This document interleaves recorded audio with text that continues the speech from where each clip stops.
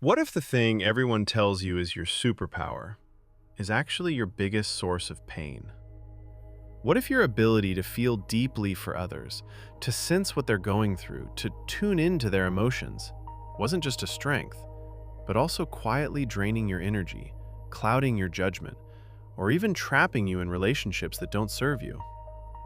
Empathy is praised, admired, even worshipped. But here's what almost no one talks about. Empathy has a dark side. It can make you care a little too much, give more than you have, lose sleep over someone else's choices, or worse, leave you unable to draw the line between someone else's pain and your own peace. And here's the big question. Is it possible to care without collapsing under the weight of everyone else's feelings? Let's take a closer look. Welcome to MindShift, where we explore the why behind what we feel, think, and do. Today, we're diving into the surprising truth about empathy, the good, the bad, and the deeply uncomfortable.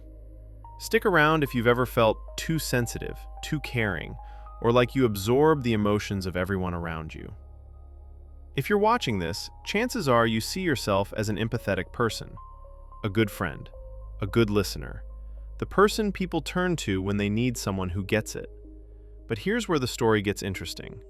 Most of us were never taught that empathy comes in two forms: cognitive empathy, which is understanding what someone is feeling, and emotional empathy, which is feeling what they're feeling, almost as if it's your own. And while emotional empathy is powerful, it's also the one that gets us into trouble. Think of a time when you watched someone struggling and you felt the panic. Or when someone else was devastated and you felt the weight settle in your chest like a stone. That's emotional empathy in action. And if you've ever experienced it, you already know.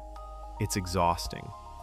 Studies show that people with high emotional empathy are more likely to experience empathy burnout, especially in relationships or in caregiving roles. Psychologists even have a name for it: compassion fatigue. It's that point where you care so much you can't care anymore. Now here's a fun fact. In 2013, researchers discovered something odd about empathy. People with stronger emotional empathy literally absorb stress from others, like a sponge. You're not just sensitive. Your nervous system is reacting as if you're the one under threat. You're not imagining it. You are more tired after talking to certain people. And it gets even more complicated. Empathy can make you a target for manipulation. Yes, manipulators and narcissists often look for empathetic people. Why? Because someone who cares deeply is easier to guilt, easier to emotionally influence, and more likely to give second, third, and fourth chances. And here's the wildest part. Being too empathetic can actually make you act against your own moral compass. Imagine someone you love has done something wrong. You understand them. You know their pain. Suddenly, instead of helping them grow, you're shielding them from consequences. That's empathy turning into enabling.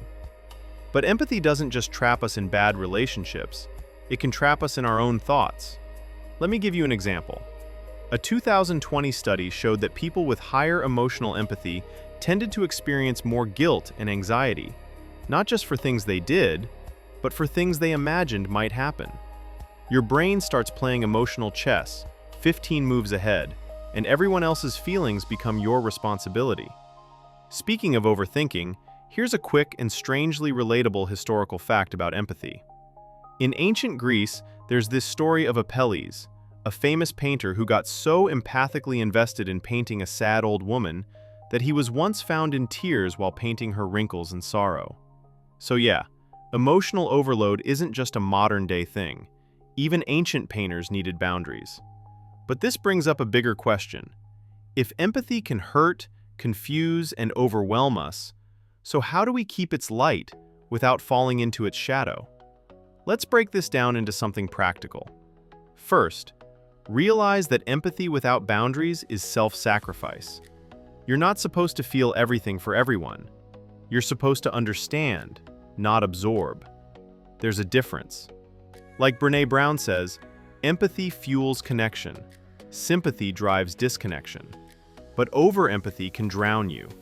The most emotionally intelligent people learn how to care without collapsing. Second, switch from emotional empathy to cognitive empathy when you need to. Sometimes, the healthiest thing you can say is, "I understand how that must feel," without taking it personally or making yourself responsible for fixing it. Think of cognitive empathy as the noise-canceling headphones of the emotional world. You can hear the music, but you don't let the volume blow your eardrums. Third, practice emotional detachment in the right moments. Detaching doesn't mean not caring. It means allowing people to hold their own emotions while you hold your own peace. This is especially true in relationships. People who are highly empathetic sometimes end up in roles like the rescuer, therapist, or emotional sponge in their relationships. But here's the catch. If you keep rescuing someone, they never learn how to swim, and you end up exhausted.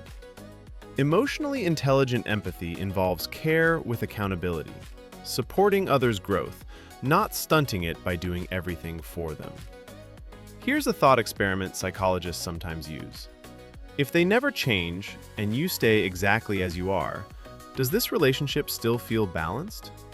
It's a question many empathetic people don't ask until it's too late. Let's sprinkle in one more fun fact right here. Dogs can smell emotional distress, so if you've ever cried and your dog came to lay on you, it's not just love, it's literal chemical detection. In a weird twist, your dog probably has more emotional boundaries than you do. So now that we've talked about what empathy can take from you, let's talk about what it can teach you. The dark side of empathy isn't a flaw. It's like the shadow of a lantern, proof that there's light. Because with awareness, empathy can become a kind of superpower, not just a soft heart, but a wise one. One that knows when to hold space and when to step back. The surprising truth is, healthy empathy is a skill, not a trait. You can learn to switch off the emotional overload and choose when to tune in and when to step back. In fact, neuroscientists think the most successful leaders have higher cognitive empathy and lower emotional empathy. They understand others deeply, but don't drown in their emotions. And that's the empowering part. You don't have to stop feeling, you just have to stop absorbing. Because empathy is not about saving someone else. It's about seeing them and being a witness to their humanity, not a sponge for their pain. If you've ever felt like you're too empathetic, you're not broken. You're someone who feels deeply, in a world that desperately needs connection. But the gift of empathy is only powerful when you include yourself in the circle of care. So next time someone hands you their hurt, remember, you don't have to hold it for them. You can hold it with them. Thanks for watching MindShift.